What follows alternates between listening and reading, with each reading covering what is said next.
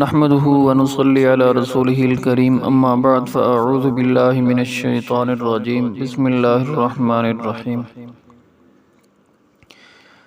لولا إذ سمعتموه قلتم ما يكون لنا أن نتكلم بهذا سبحانك هذا بهتان عظيم صدق اللہ العظیم۔ آج میرا مولانا طارق جمیل صاحب مدظ اللہم العالی کے اوپر جو نیٹ کے اوپر کچھ ان کے بارے میں غلط تاثر چھوڑنے والی ویڈیو پھیلائی گئی ہیں، اس کے اوپر بولنے کا ارادہ ہے کہ یہ جو طریقہ ہے کہ نیک لوگوں کے بارے میں کوئی ایسی بات بیان کی جائے یا نیٹ کے اوپر اپلوڈ کی جائے جس سے ان کی ذات کے اوپر کوئی حرف آتا ہو، کوئی بدگمانی کا پہلو نکلتا ہو، تو یہ درست نہیں ہے۔ اللہ تعالیٰ کو یہ چیز سخت ناپسند ہے۔ ہمارا دین ہمیں حسن ظن رکھنے کی تلقین کرتا ہے کہ مسلمانوں سے، مومنوں سے اچھا گمان رکھو، بدگمانی نہ کرو۔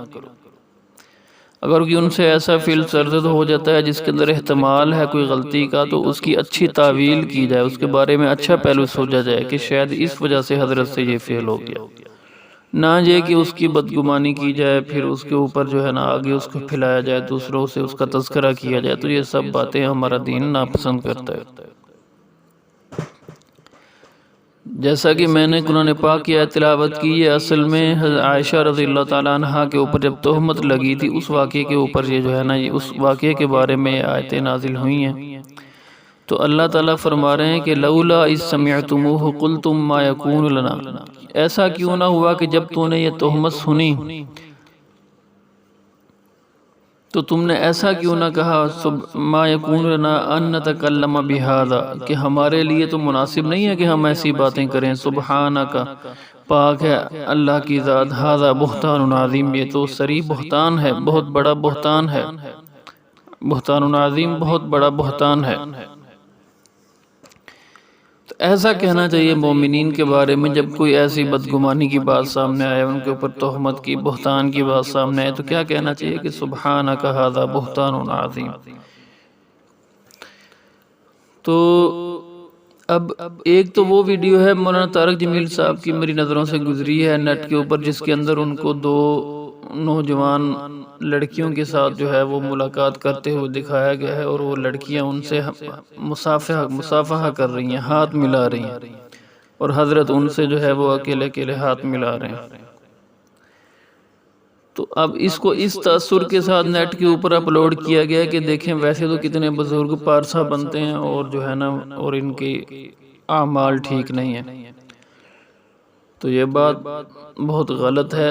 جس شخص نے بھی یہ ویڈیو اپلوڈ کی ہے اور اس ذہن سے اپلوڈ کی ہے اور پھر لوگوں کے سامنے لایا، تو اس کو بہت زیادہ توبہ استغفار کرنی چاہیے، اور حضرت سے بھی جو ان کی اس نے حق تلفی کی ہے اس کی معافی مانگنی چاہیے۔ باقی پھر یہ بات کہ حضرت اس بچیوں سے مصافحہ کیوں کر رہے تھے، جبکہ دین تو ہمارا اس سے منع کرتا ہے، نامحرم کے ساتھ ہاتھ ملانا، بغیر پردے کی بات کرنا، اور وہ لڑکیاں پردے میں بھی نہیں تھی۔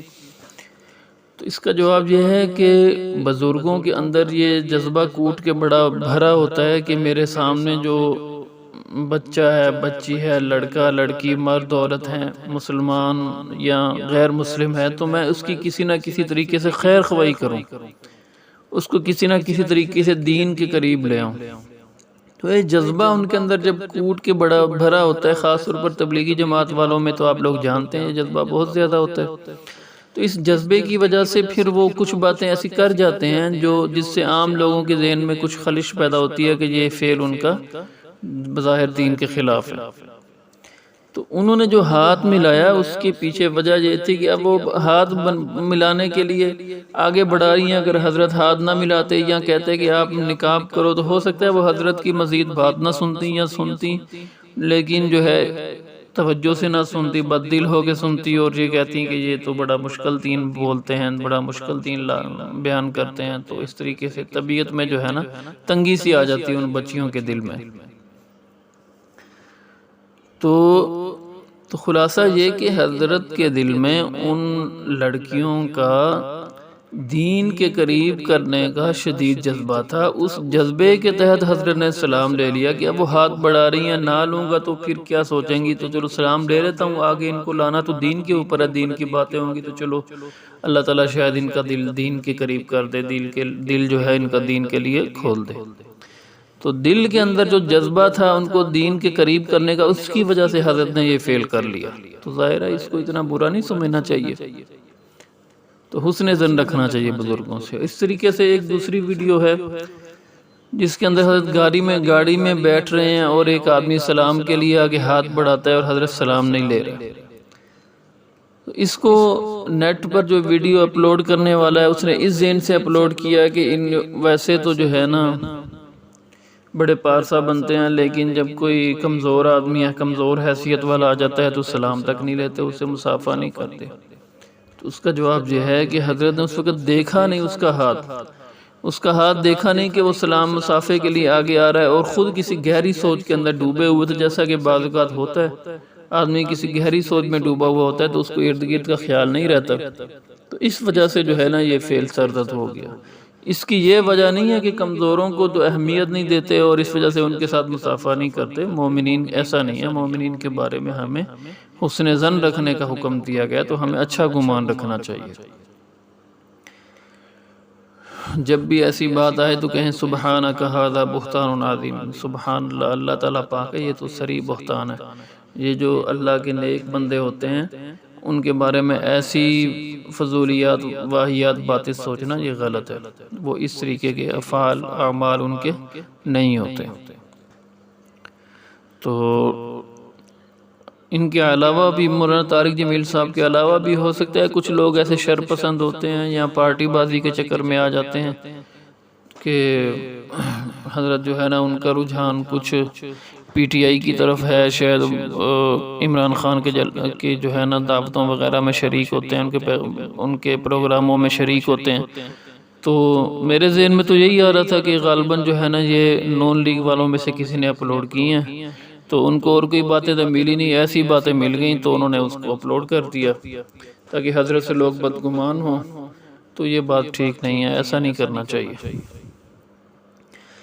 ماشاءاللہ اللہ تعالیٰ نے حضرت کو جو علم دیے ہے وہ ہم سب کے سامنے ہے کہ پورے 7 براعظموں کے اندر ان کا جو ہے وہ دینی علم سنا جاتا ہے اور لوگ اس سے مسلسل فائدہ اٹھاتے ہیں اور اپنی زندگیوں میں تبدیلی پیدا کرتے ہیں.